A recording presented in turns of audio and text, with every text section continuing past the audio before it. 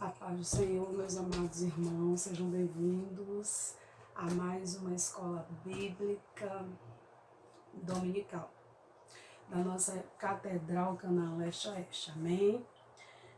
E nós queremos convidá-los a fazer parte deste trabalho tão maravilhoso que é a Escola Bíblica Dominical, todos os domingos de manhã, 8 horas, amém? Aqui em Fortaleza. Então, vamos lá, nós estamos estudando nesse segundo trimestre, né? A igreja eleita, que a igreja de Éfeso, o apóstolo Paulo escreveu. A igreja de Éfeso é o assunto que nós estamos estudando nesse momento, certo? Então, é a igreja eleita, redimida pelo sangue de Cristo e selada com o Espírito Santo da promessa. Amém? E nós estamos aqui na lição de número 4 e nós vamos ler a leitura bíblica em classe, que está na carta do apóstolo Paulo, como eu já falei, aos Efésios, capítulo 1, versículo 15 ao 23. Amém? E diz assim: pelo que, ouvindo eu também a fé que entre vós há no Senhor Jesus, e o vosso amor para com todos os santos, não cesso de dar graças a Deus por vós, lembrando-me de vós nas minhas orações, para que o Deus de nosso Senhor Jesus Cristo, Pai da glória, vos dê seu conhecimento, espírito de sabedoria e de revelação, tendo iluminado os olhos do vosso entendimento, para que saibais qual seja a esperança da sua vocação e quais as riquezas da glória da sua herança nos santos, e qual a sobre-excelente grandeza do seu poder sobre nós, os que cremos, segundo a operação da força do seu poder, que manifestou em Cristo, ressuscitando-o dos mortos e pondo-o à sua direita nos céus, acima de todo principado e poder, e potestade, e domínio, e de todo nome que se nomeia não só neste século, mas também no vindouro. E sujeitou todas as coisas a seus pés, e sobre todas as coisas o constituiu como cabeça da igreja, que é o seu corpo, a plenitude daquele que cumpre tudo em todos. Então, o apóstolo Paulo aqui no primeiro tópico, vamos aqui para o primeiro tópico, né? Mas na introdução ele fala assim, ele exorta, né? Nos exorta a igreja do Senhor a louvar a Deus, agradecer a Deus pela sua eleição e buscar a iluminação do Espírito para compreender a dimensão do chamado e herança divina, bem como entender a grandeza do poder do nosso Deus.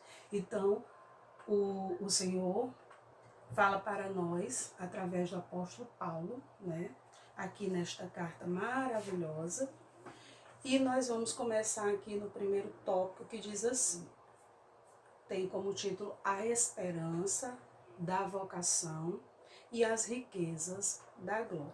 Então,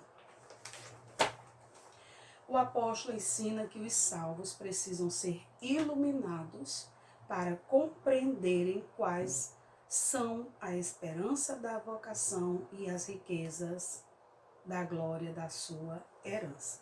Amém? Então, esse primeiro tópico ele tem 3 pontos, que são ação de graças e intercessão, a esperança da vocação e as riquezas da glória da sua herança. Só que aqui na leitura bíblica em classe, no versículo 15, diz assim, pelo que, ouvindo eu também a fé que entre vós há no Senhor Jesus e o vosso amor para com todos os santos. Paulo estava preso em Roma, né? E ele ouviu sobre a fé dos Efésios, da igreja de Éfeso, e do amor que eles tinham para com todos os santos. E Paulo, com certeza, ficou muito feliz por saber que aquela igreja estava firme, estava forte, Era uma igreja que estava no foco da fé em Jesus Cristo, da sua salvação, né? Porque a palavra de Deus diz, em Hebreus capítulo 11, versículo 6, que sem fé é impossível agradar a Deus, né? Porque todo aquele que se aproxima de Deus tem que crer que Ele existe e que Ele é galardoador dos que o buscam, dos que Ele buscam. Então, sem fé é impossível agradar a Deus, porque se você não tem fé, você não vai aceitar a mensagem do Evangelho, a mensagem da graça. Você não vai crer no Senhor Jesus Cristo. Sem fé, você não vai receber, né, a mensagem de salvação, a mensagem de transformação, de redenção. E sem fé é impossível agradar a Deus, porque todos que se achegam a Ele têm que crer que Ele existe, né? Então Paulo ficou muito feliz por ouvir que havia fé entre eles no Senhor Jesus Cristo. O alvo deles em Jesus estava fortalecido, né? E o vosso amor para com todos os santos. Então, aqui, Paulo também ficou feliz porque a igreja amava uns aos outros. E nós vamos lá para João, capítulo 15, versículo 12. Amém? João 3,16 diz assim, né? Que Deus amou de tal maneira que deu o seu Filho unigênito, para que todo aquele que nele crê não pereça, mas tenha a vida eterna. Então Deus é amor. E o amor de Deus é um amor ágape, um amor sem tamanho, né? Deus amou de tal maneira. Não tem como medir este amor que Ele tem pela humanidade. E também no Evangelho de João, no capítulo 15, no versículo 12, diz assim: o meu mandamento é este, que vos ameis uns aos outros, assim como eu vos amei. E no 17 diz assim: isto vos mando, que vos ameis uns aos outros. E este amor, é lógico que nós declaramos o nosso amor com poesias, né? Com carinho, com abraços, mas nós sabemos que o amor, ele é um ato, ele tem que ter atitude, um comportamento de atitude. Tiago diz que a fé sem obras é morta, né? Então não adianta ter fé e não ter obras. Então, o amor de Deus é um amor que Ele se entregou por nós. Ele entregou o seu Filho Jesus na cruz por nós, né? Então, Paulo, quando ele dava graças aqui, ele estava sendo muito grato a Deus, né? A ação de graças é o quê? É a gente ser grato. A reclamação, eu já ouvi falar muitas vezes que a reclamação é ré, ela faz voltar, ela atrasa a vida da gente, mas a gratidão ao Senhor, ela atrai as bênçãos do Senhor para as nossas vidas, porque não existe coisa mais triste do que uma pessoa ingrata, né? Então, graças a Deus pela sua graça, pela sua bondade, pela sua misericórdia, né? Que nos alcançou. É por isso que eu estou aqui, pela graça, pela misericórdia de Deus. Então, eles tinham amor, né, uns pelos outros, eles amavam, eles se doavam. 1 Coríntios, capítulo 13, né, na sua carta também aos Coríntios, no capítulo 13, 1 aos Coríntios, no versículo... Eu quero aqui o versículo 4, vamos a partir do versículo 4, diz assim: o amor é paciente, o amor é benigno, o amor não arde em ciúmes, não se ira, não se exalta, não se conduz inconvenientemente, não procura os seus interesses, não se exaspera, não se ressente do mal, não se alegra com a injustiça, mas regozija-se com a verdade. No versículo 7 diz: tudo sofre, tudo crê, tudo espera, tudo suporta. O amor jamais acaba, mas havendo profecias desaparecerão, havendo línguas cessarão, havendo ciência passará, porque em parte conhecemos e em parte profetizamos. Então, o amor, ele fala que é paciente, ele é benigno, ele é bondoso. O amor não faz o mal ao próximo. O amor de Deus, ele é um amor que ele se entrega, o amor de Deus em nós. Ele faz independente que alguém faça por ele. Ele se doa independente que alguém se doe por ele. Ele se doa sem esperar recompensa, sem esperar nada em troca.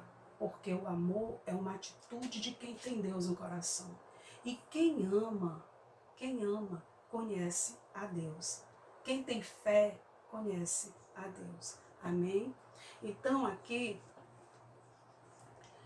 Paulo também, ele agradece, né, a Deus pelas bênçãos espirituais. Quais são as bênçãos espirituais que nós, os eleitos, os escolhidos por Deus, que ouvimos essa mensagem do Evangelho e recebemos alegremente, né, pela atuação do Espírito Santo em nós? Então, essas bênçãos espirituais são a eleição, a predestinação, né, para a salvação, a filiação, nós fomos feitos filhos de Deus através do sacrifício de Jesus na cruz. Nós temos o selo, né, que é a garantia de que nós somos filhos de Deus. Nós temos o penhor, que é o próprio Espírito Santo, e o selo do Espírito Santo. Então, tudo isso são bênçãos espirituais que nós vemos na lição passada, de número 3, né? Eleição e predestinação. Então, Paulo estava agradecendo a Deus por todas as bênçãos espirituais. Amém? Ele estava intercedendo também. Eu lembrei muito da oração de Jesus intercedendo pelos seus discípulos, que está em João capítulo 17, né? A oração sacerdotal. Paulo intercede ali na sua oração, ele intercede a Deus para que o Espírito Santo gere na igreja de Éfeso o espírito de sabedoria, né? O espírito de revelação. Ele fala aqui, vamos ver aqui na revista, no primeiro tópico, ação de graça e intercessão, né? Paulo, ele intercede para que seja concedido aos seus leitores, né, a igreja de Éfeso, aos seus destinatários, o espírito de sabedoria e de revelação, né? Porque Paulo sabia que o evangelho é maravilhoso, né? Mas ele é inspirado por Deus, ele é divinamente inspirado. E o homem, com a sua sabedoria natural, não consegue entender a palavra de Deus. Ele precisa, né, ter essa sabedoria, esse conhecimento, essa revelação do Espírito Santo. Então, Paulo, ele ora para que o Espírito Santo ilumine, né, ilumine a mente daqueles irmãos. O título da nossa lição é A Iluminação Espiritual do Crente, né? Então, Paulo intercede a Deus, ele ora a Deus, ele pede a Deus que o Espírito Santo realize esta obra maravilhosa para que os crentes de Éfeso e nós também pudéssemos compreender, né, através do Espírito Santo, do poder do Espírito Santo, a esperança da vocação deles, né, do chamado deles, e as riquezas da herança e a grandeza do poder de Deus. E Paulo queria que eles compreendessem tudo isso. E Paulo estava orando a Deus, intercedendo a Deus pela igreja de Éfeso, certo? Então, aqui no segundo tópico diz assim, a esperança da vocação. Em sua oração, né, em sua petição a Deus, Paulo intercede para que o Espírito Santo ilumine esses crentes, como eu já falei, para que eles entendessem a vocação deles, o chamado deles, né, a esperança deles, para que eles fossem capazes de experimentar e conhecer espiritualmente, mas bem profundamente, os privilégios da sua chamada, da sua vocação, certo? Então, aqui Paulo mostra pra gente que esse chamado tem 3 aspectos. O primeiro é Deus escolheu a humanidade desde a fundação do mundo, como nós estudamos semana passada. E aí nós vamos para Efésios, capítulo Deixa eu ver aqui.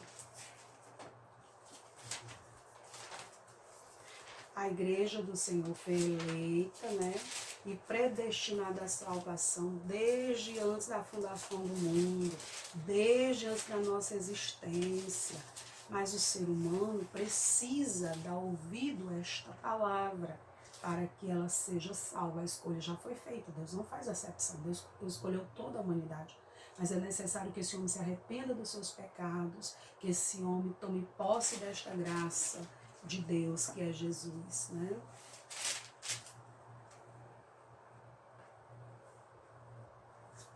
Então, no capítulo 1 da carta aos Efésios, no versículo 3 em diante, gente, eu estou falando um pouco baixo, porque eu estou gravando essa lição tarde, certo? Porque para que a rua fique calma. Então, Efésios capítulo 1, né, a carta que nós já estamos lendo, a partir do versículo 3, vamos ler aqui.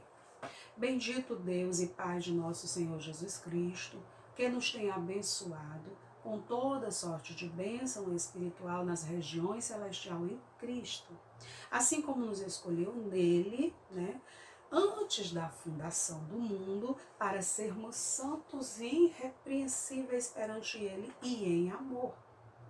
Nos predestinou para ele, para a adoção de filhos, por meio de Jesus, segundo a sua vontade. Porque ele nos escolheu para o louvor da sua glória, para o louvor de sua graça, que ele nos concedeu de graça no amado Jesus, no qual temos a redenção pelo seu sangue, a remissão dos pecados, segundo a riqueza da sua graça, que Deus derramou abundantemente sobre nós em toda a sabedoria e prudência, desvendando-nos o mistério da sua vontade, segundo o seu beneplácito, que propusera em Cristo. Então, Paulo fala esses três aspectos aqui da chamada, da vocação, da esperança da vocação, do nosso chamado. Então, esses três aspectos, o primeiro é que nós fomos escolhidos desde a fundação do mundo. Deus escolheu pessoas mesmo antes da sua existência, né? E no segundo aspecto que Paulo fala, essa chamada, né, essa vocação abrange o quê? Serviço e vida de santidade. E nós lemos aí, aqui neste momento, no capítulo que nós lemos, no versículo 4, diz assim: nos escolheu nele antes da fundação do mundo, para quê? Para toda boa obra, né? Nós sabemos, para sermos santos e irrepreensíveis perante ele em amor, o que a gente leu na lição passada. O Senhor nos escolheu para toda boa obra, para viver uma vida de santidade, para agradar a Ele e viver uma vida no estilo totalmente que nós vivíamos no tempo da ignorância, antes de conhecermos esta verdade. Amém? Então, no terceiro ponto aqui que Paulo fala dos três aspectos, a vida eterna no futuro. Esses três aspectos do chamado. Primeiro, Deus escolheu a humanidade desde a fundação do mundo. E essa chamada envolve serviço, né? Envolve santidade, uma vida de mudança, uma vida de comportamento diferente do que nós tínhamos, uma vida de comunhão com Deus. E a vida eterna no futuro, né? Então, esse chamado envolve, abrange tudo isso, né? Então, aqui no terceiro ponto, ainda do primeiro tópico, as riquezas da glória da sua herança, né? Então, riquezas aqui, diz Paulo, refere-se às maravilhosas bênçãos que acompanham o plano da salvação, que nós terminamos de falar também, que é a adoção de filho, né? As bênçãos que serão desfrutadas no porvir, como, por exemplo, veremos a Deus, o adoraremos, né? No dia que Deus escolher para nos levar, nós estaremos ali, todos os fiéis, todos aqueles que foram fiéis, todos aqueles que escolheram, porque o homem tem livre-arbítrio para escolher, né? O Senhor já elegeu e predestinou toda a humanidade à salvação, porque Deus não faz acepção de pessoas, mas é dado ao homem. é ouvir a palavra de Deus. Diz em Romanos 10, versículo 9, né? Se com tua boca confessares e com teu coração creres para a salvação, serás salvo. Tem que ouvir a palavra, dar lugar à atuação do Espírito Santo no coração, se arrepender dos seus pecados, confessar, será salvo e terá participação de toda esta herança, de todas essas riquezas, de todas essas bênçãos que o Senhor tem para os fiéis, né? Então, riquezas para todos os fiéis. Em 1 Pedro, vamos ler a carta aqui de 1 Pedro, capítulo 1. 1 Pedro, capítulo 1, se você não tem a sua revista, vai seguindo aí. Primeira carta do apóstolo Pedro, capítulo 1, no versículo 3 ao 6, diz assim: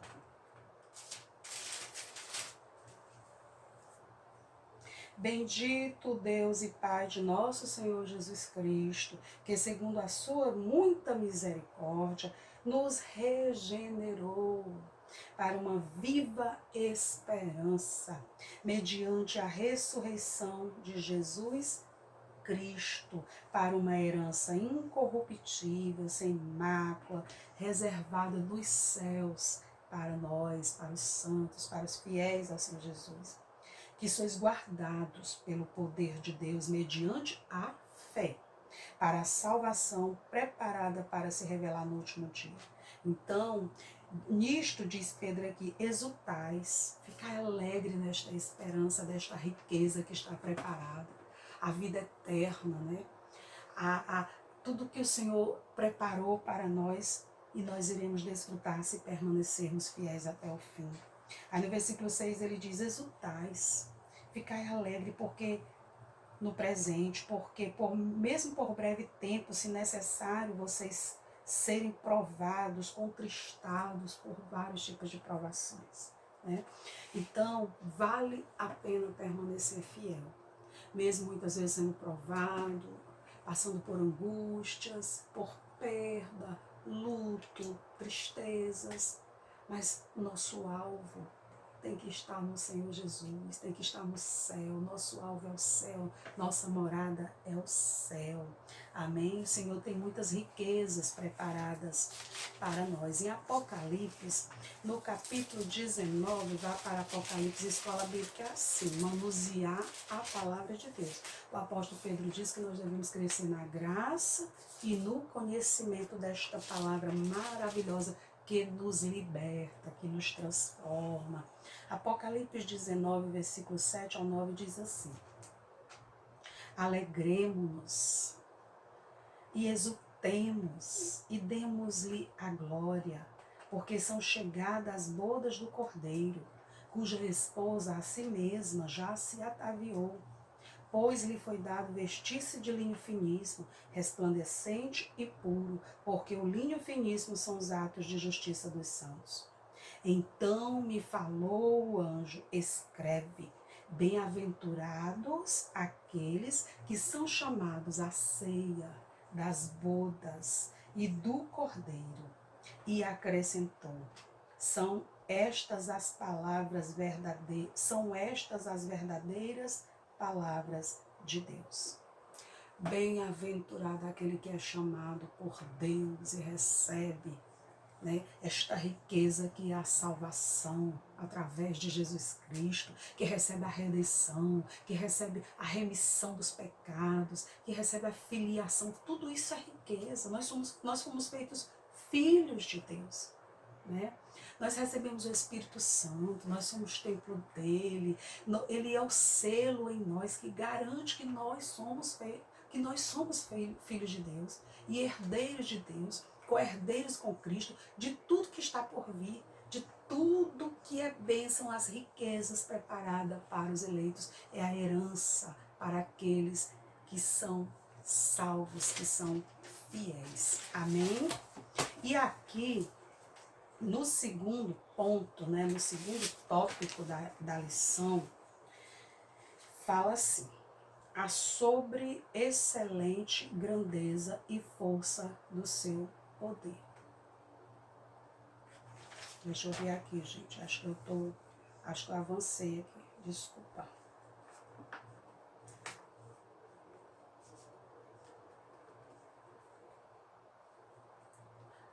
Deixa eu ver, desculpa aqui. Amém. As riquezas da sua glória. Então, é isso mesmo. Vamos para o segundo tópico. A sobreexcelente grandeza e força do poder de Deus. Paulo estava querendo aqui, né, com muito esforço, traduzir a grandiosidade e a eficácia do poder de Deus, que opera em favor da sua igreja, que opera em favor dos fiéis, certo? E a sobreexcelente aqui significa extraordinário, né? De uma grande magnitude, né? De peso, é um poder que nós nem temos como explicar, como o próprio Paulo aqui se esmera no esforço de traduzir a grandiosidade, a eficácia do poder do nosso Deus, né? Então, ele fala que o poder de Deus aqui, somente o poder de Deus é capaz de realizar a transformação da salvação de um homem. E é mesmo, né? Em João capítulo 3 diz que é necessário nascer de novo da água e do Espírito, que é a palavra de Deus, né? Então só quem pode, quem tem esse poder de regenerar o pecador, né, que estava morto em suas ofensas e pecado, porque o pecado é uma ofensa contra Deus. Deus é santo, ama o pecador, mas abomina o pecado, né? Então, mas o poder de Deus, o poder grandioso, magnífico, extraordinário de Deus, pega essa criatura afastada de Deus, destituída, né, da paz com Deus, da amizade com Deus, e restaura esse homem, transforma este homem, liberta a mente cativa deste homem, e faz deste homem uma nova criatura, um novo homem, muda, transforma a história dessa pessoa, assim como ele fez na minha vida, né? E muitos duvidam do poder do nosso Deus. O nosso Deus mostra tantos exemplos do seu grandioso poder na Bíblia Sagrada, na sua palavra. Nós vemos o poder dele sendo executado ali quando ele abriu o Mar Vermelho. E o povo de Israel passou a pé enxuto. Quando aquela passagem linda que está em Êxodo, né? Quando ele manda o maná, que coisa maravilhosa, quando ele cuida daquele povo no deserto. Ele manda o maná, que diz a palavra de Deus que era como bolo de mel, né? A roupa do povo não se perdeu, porque no deserto não tem shopping, não tem sapataria, não tem restaurante. Mas o Senhor cuidou deles nos mínimos detalhes. A palavra de Deus diz que durante o dia ele colocava uma nuvem, né, para protegê-los do calor, do sol escaldante do deserto. À noite o Senhor colocava aquela coluna de fogo para espantar os bichos nocivos, as serpentes, as cobras, e aquecê-los do frio no deserto. Nosso Deus cuida de nós nos mínimos detalhes, mas a gente precisa crer, né? A gente precisa confiar no Senhor, na sua palavra. Sua palavra é fiel, ela é verdadeira. O seu poder, quando ele livra Daniel da boca dos leões, meu Deus, aqueles leões ferozes preparados exatamente para dilacerar os inimigos quando eram lançados ali na cova deles. Mas o poder extraordinário deste Deus que nós servimos fechou a boca dos leões e ordenou-lhes que eles não tocassem Daniel, e o servo do Senhor foi livre. Nós poderíamos trazer tantos exemplos, né? Tantos exemplos. O Senhor ressuscitou a Lázaro, o Senhor Jesus fez tantos milagres, tantas obras. O poder do nosso Deus é tão grande que nós, por mais como Paulo tentou e se esforçou para nos revelar, né, para traduzir para nós esse poder, pela fé nós cremos e nós temos visto a grandiosidade, a sobreexcelente grandeza e força do poder do nosso Deus. Amém? Então, É assim também aqui no segundo ponto, ainda do segundo tópico, diz a força do poder divino, né? A força do poder divino. Aqui Paulo, ele fala aqui no primeiro a palavra, ele diz para nós que o poder de Deus tem eficácia, né? É eficaz, que o poder de Deus é intenso. Ele indica que ele fala para nós que esse poder de Deus opera em favor de todos aqueles que creem. Então, é um poder eficaz. Nós vemos aqui, eu terminei de falar alguns exemplos da eficácia do poder do nosso Deus agindo em favor do seu povo. E como Deus agiu no passado, fazendo coisas extraordinárias. Ele é o mesmo Deus que tem agido hoje. Ele é o mesmo Deus de hoje. O autor aos Hebreus diz que o nosso Deus é o mesmo Deus de ontem, hoje e eternamente. Não precisa a gente se desesperar. O nosso Deus é nosso Pai, nós fomos feitos filhos dele, nós podemos clamar, Abba, Pai, né? Me ajuda, Pai, me socorre, Pai, e Ele estará conosco até a consumação dos séculos. Amém? Então, Paulo aqui no final do segundo ponto, ele mostra para a gente 3 exemplos irrefutáveis. Irrefutáveis significa que ninguém pode contestar esse poder, ninguém pode negar, porque ele é real, ele é evidente em tudo que Deus fez, em tudo que Deus faz, ele mostra o seu grande poder.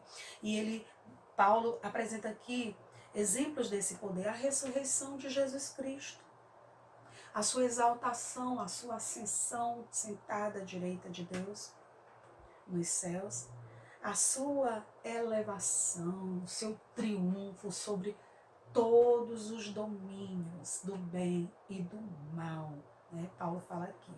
E aqui no terceiro subtópico fala assim, Cristo, nosso exemplo, nosso maior exemplo de exaltação. Amém? Então, nesse ponto, veremos 3 aspectos, Paulo fala aqui, 3 aspectos da exaltação de Cristo que atestam, que nos mostram, que evidenciam a grandiosidade do poder de nosso Deus, disponível para você e para mim, hoje, na atualidade, no presente. E no primeiro tópico, Cristo, as primícias dos que dormem.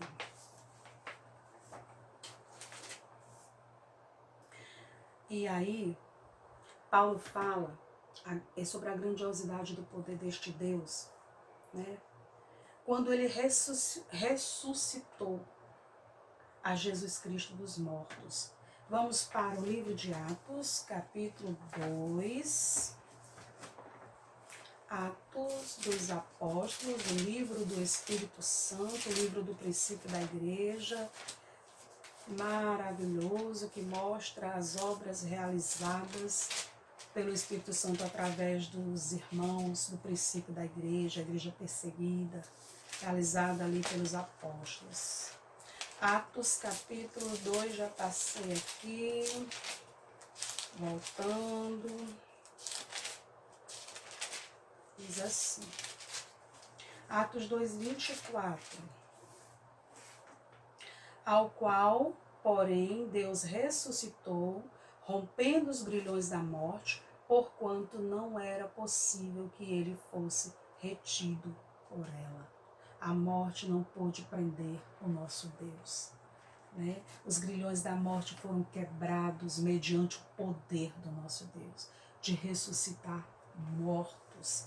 Atos, capítulo 3, versículo 26, diz assim, tendo Deus ressuscitado o seu servo, que é Jesus Cristo, enviou primeiramente a vós, outros para vos abençoar, no sentido de que cada um se aparte das suas perversidades.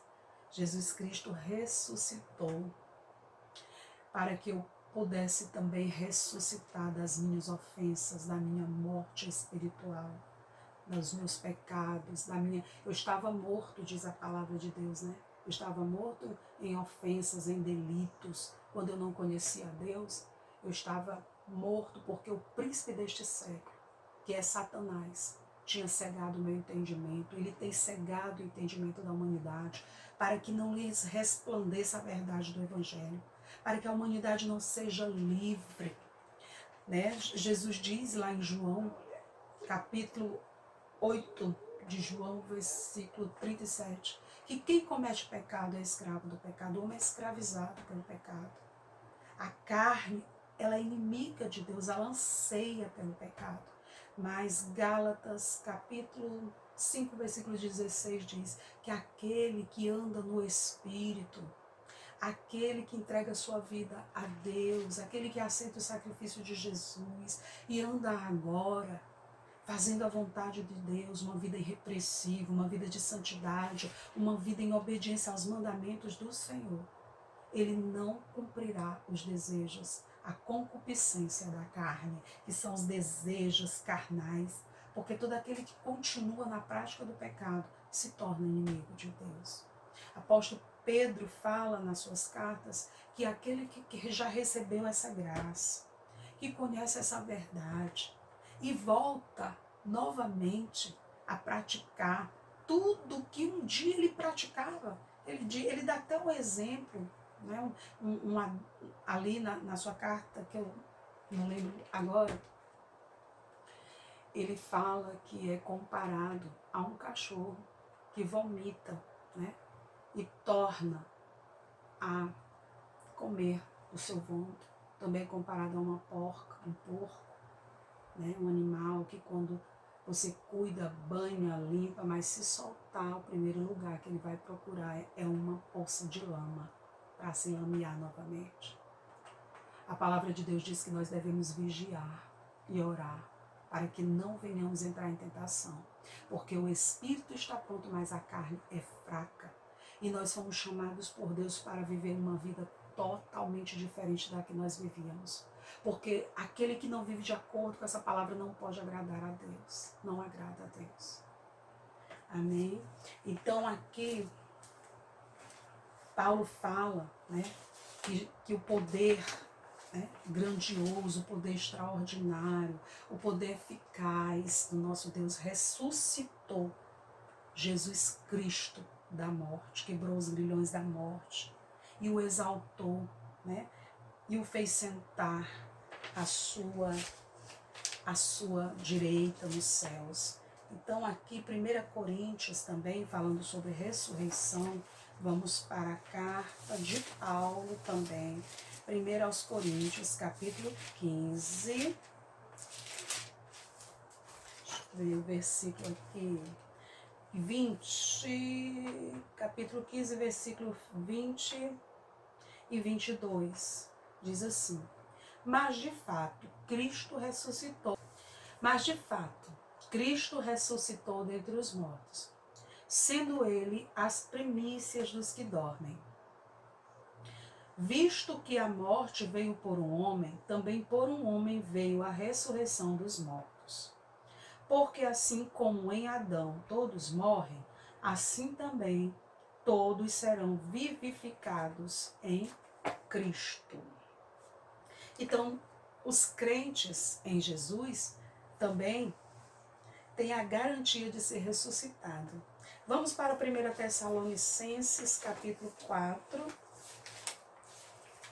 a carta do apóstolo Paulo aos Tessalonicenses, sua primeira carta à igreja de Tessalônica, capítulo 4, versículo 13, diz assim, falando sobre a situação dos mortos em Cristo e a vinda do Senhor Jesus. E no versículo 13 diz: Não queremos, porém, irmãos, que sejais ignorantes com respeito aos que dormem, porque para Deus a morte é simplesmente um sono, certo? O crente vai estar dormindo. Para que não vos entristecerdes como os demais que não têm esperança. Pois se cremos que Jesus morreu, mediante Jesus, trará em sua companhia os que dormem. Ora, Ainda vos declaramos, por palavra do Senhor, isto: nós os vivos, os que ficarmos vivos até a vinda, o arrebatamento da igreja, a vinda do Senhor Jesus, de modo algum precederemos os que já dormem. Porquanto no versículo 16 diz assim: o Senhor mesmo, quando der a sua palavra de ordem para vir buscar a igreja, ouvida a voz do arcanjo e ressoada a trombeta de Deus, descerá dos céus, e os mortos em Cristo ressuscitarão primeiro. Depois nós, os vivos, os que ficarmos, seremos arrebatados juntamente com eles entre nuvens, para o encontro do Senhor nos ares, e assim estaremos para sempre com o Senhor. Aí no versículo 18 o apóstolo Paulo diz: consolai-vos uns aos outros com esta palavra, com esta promessa, com esta esperança, que faz parte do nosso chamado, da nossa vocação. Amém? Então, essa garantia da ressurreição de Jesus Cristo é a garantia da nossa fé. É a garantia de que o crente que morreu com Jesus, que morreu salvo, que morreu fiel, vai ressuscitar. A morte não terá poder sobre ele, porque o poder extraordinário do nosso Deus, para com esses crentes que morreram, é apenas um sono. O Senhor vai bater no ombro deles e vai dizer: acorda. Chegou a hora de você fazer parte das bodas, da ceia do Cordeiro, de tudo que está preparado para a igreja do Senhor desde a fundação do mundo. Oh, glória a Deus. Tem um hino antigo que fala assim. Eu não sei ele todo, mas o refrão é assim: vale a pena ser crente, vale a pena ser crente, vale a pena ser crente, exemplo da luz. Vale a pena ser crente, vale a pena ser crente, vale a pena ser crente em Jesus, né? Então vale a pena ser fiel. Vale a pena muitas vezes você chorar, gemer, né? Mas o Senhor está conosco, o nosso Jesus Cristo ressuscitou, o poder do nosso Deus eficaz, extraordinário, trouxe o nosso Jesus Cristo à vida. Jesus venceu a morte, e assim diz a palavra de Deus, que assim como entrou, né, o pecado por um homem no mundo, que foi Adão, que está lá em Gênesis capítulo 2, versículos 16 e 17, Deus disse para que ele não comesse da árvore do conhecimento do bem e do mal, né? De todas as outras, o fruto de todas as árvores ele poderia comer, menos da que estava ali no meio do jardim do conhecimento do bem e do mal. E que se ele comesse, ele morreria. E assim como a morte espiritual, a morte física, entrou através de Adão, né? A vida entrou através de Jesus Cristo, restaurando esse homem que estava morto, né? Pela sua concupiscência, pela a maldade do pecado.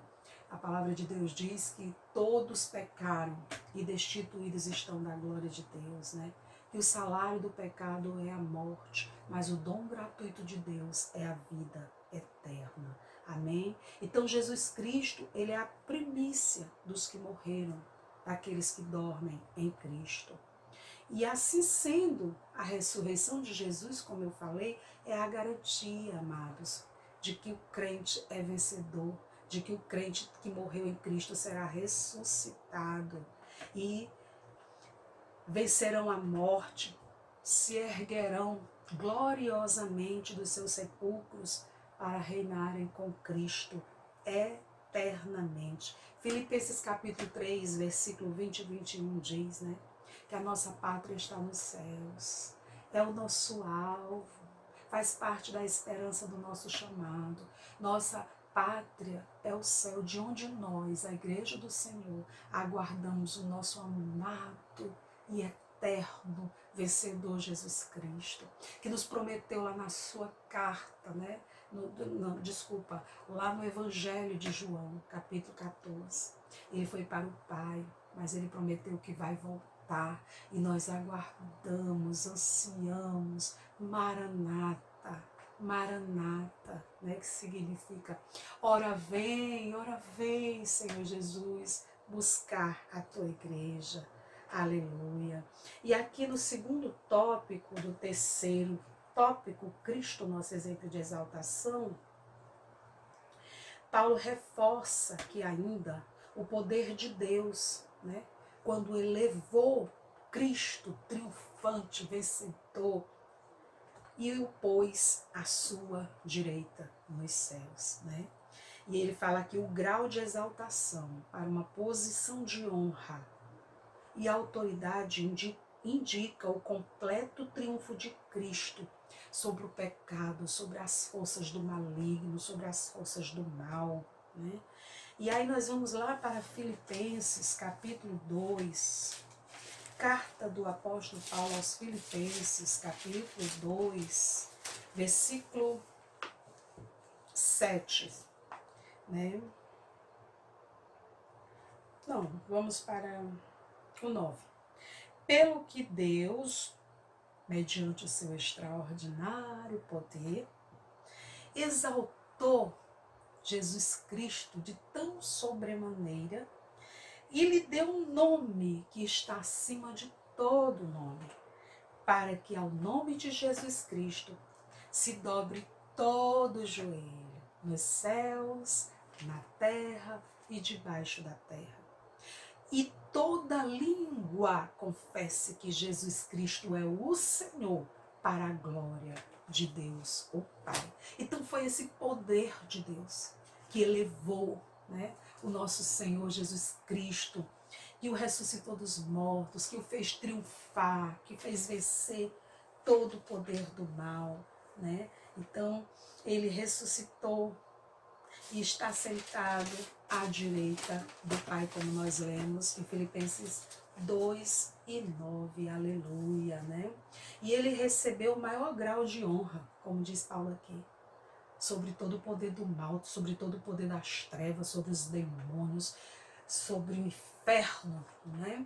E esse triunfo também está assegurado para todos nós, né? Porque Cristo está acima de todo, né?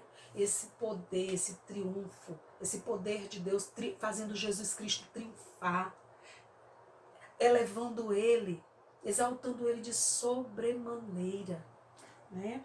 Aqui no terceiro tópico, para a gente encerrar, diz Cristo exaltado sobremaneira. E Paulo diz que ele foi exaltado acima de toda a iminência do bem e do mal, ou glória a Deus, e de todo nome, de todo título que se possa conferir nessa terra, nesse momento, nessa era e também no porvir, né? E Cristo Cristo sendo exaltado, ele sentou-se à direita do Pai, vencedor, glorificado, maravilhoso, e diz aqui, ele recebeu um nome que está acima de todo nome. Ele recebeu um nome que está acima do nome dos anjos, do bem, de todas as hostes angelicais do bem e do mal, né? Todo mundo, todas as pessoas, todos os anjos têm um nome para ser identificado, né? Para ser reconhecido. Mas o nome do nosso Deus, do nosso Senhor Jesus, está acima de todos os nomes poderosos desta terra. O seu nome tem todo o poder, ele nos deu autoridade no seu nome, para pisar todo o poder do mal, para expulsar os demônios em seu nome, para curar os enfermos no seu nome, para repreender as enfermidades no seu nome, porque o seu nome tem todo poder, né? E como resultado desse triunfo, né, Deus deu a ele o direito, né? Deus deu a ele a autoridade sobre a sua igreja, do qual ele é a cabeça da igreja. Um corpo sem cabeça não tem domínio, não pode, né? Não tem como acontecer isso, um corpo sem cabeça. É na cabeça que está o cérebro. Jesus Cristo é a cabeça da igreja. Ele que conduz a igreja. Ele que cuida da sua igreja. Ele é o Senhor da igreja. Deus lhe deu total e absoluta autoridade sobre a igreja, né? É Ele que comanda esse corpo que somos nós, a igreja do Senhor. Amém? Então, aqui, apóstolo Paulo, aqui na revista, fala assim: e esse resultado desse triunfo, né, traz benefício duplo para a igreja, como eu já falei. Primeiro, Deus fez Cristo o cabeça da igreja, né? E nós somos a plenitude de Cristo, e Cristo é a plenitude da igreja. Isso significa que nenhum poder pode prevalecer contra a igreja do Senhor. E lá em Mateus capítulo 16, na parte B do versículo, diz que as portas do inferno não prevalecerão contra a igreja do Senhor Jesus. Amém? Essa igreja comprada, lavada, redimida pelo sangue de Jesus Cristo e selada com o Espírito Santo da promessa. Glória a Deus. Então, Paulo fez essa oração, né, de gratidão a Deus, agradecendo a Deus pela vida dos irmãos ali em Éfeso, aos Efésios, que eles permaneciam com uma fé firme. Eles amavam uns aos outros. E amar uns aos outros é cumprir o mandamento do Senhor. O Senhor disse que nós devemos amar a Deus sobre todas as coisas e o próximo como a nós mesmos. E esse amor é um ato, é um comportamento de entrega, né? De fazer o bem, mesmo aqueles que a gente não gostaria muitas vezes de fazer. Mas o amor de Deus, o amor ágape derramado em nossos corações, nos capacita pelo Espírito Santo a amar, a abençoar, a orar por aqueles que nos fazem mal. Porque a gente tem a consciência que assim fazendo, nós acarretaremos bênção sobre as nossas vidas. Amém? Então Paulo agradecia a Deus pelas bênçãos espirituais. E você? E nós? Estamos sendo gratos a Deus por tudo que Ele tem feito? Por quem nós éramos e quem nós somos? Por termos sido resgatados, perdoados, feito filhos de Deus? Nosso Deus é nosso Pai, gente. Nós somos herdeiros de Deus juntamente com Cristo de todas essas riquezas espirituais. O nosso chamado é o céu. O nosso chamado é a Jerusalém celestial. Vale a pena, por pouco tempo, como diz Paulo, sofrer perseguição, angústia, tribulação, mas ser fiel ao nosso chamado, mas ser fiel à nossa vocação. Nós fomos vocacionados por Deus para a salvação, para a herança das riquezas espirituais que estão reservadas para todos aqueles que permanecerem firmes e fiéis até o fim. Nosso alvo, nosso foco é o céu. Nós devemos estar sempre olhando para as promessas que o Senhor fez para nós, mediante o seu grande poder. Amém? Deus abençoe a cada um de vocês. Quero orar por você. Pai, em nome de Jesus, eu quero te agradecer por mais este momento maravilhoso, juntamente com os meus irmãos, ainda online, porque é necessário, mediante toda esta pandemia. Mas, Senhor, o que importa é que a tua obra continua a ser realizada. Nada impede, Senhor, o teu agir, nada frustra os teus planos. Senhor, tu és esse Deus extraordinário, nada acontece por acaso. Tu não perde o controle, Senhor. Tudo que está acontecendo está debaixo do teu controle, está debaixo da tua vontade, é porque tu quer assim. Senhor, tu és Deus, nos ensina, Senhor, a te honrar sobre todas as coisas. Senhor, a palavra de Deus diz que a sabedoria é o princípio, né? O temor a Deus, perdão, o temor a Deus é o princípio da sabedoria. Nos dá sabedoria, Senhor, como Paulo pediu para aquele povo, revelação do Espírito Santo, para que fosse revelada a palavra para eles, para que eles tivessem o entendimento, a mente iluminada, para compreender as coisas espirituais que estão reservadas para eles, para nós. Porque, Senhor, humanamente falando, com a sabedoria intelectual, a gente não vai conseguir compreender. Nos dá, Senhor, esse espírito de sabedoria e revelação, para que a nossa mente todo dia seja iluminada para compreender a grandeza da herança, das riquezas espirituais reservadas para a tua igreja, Pai.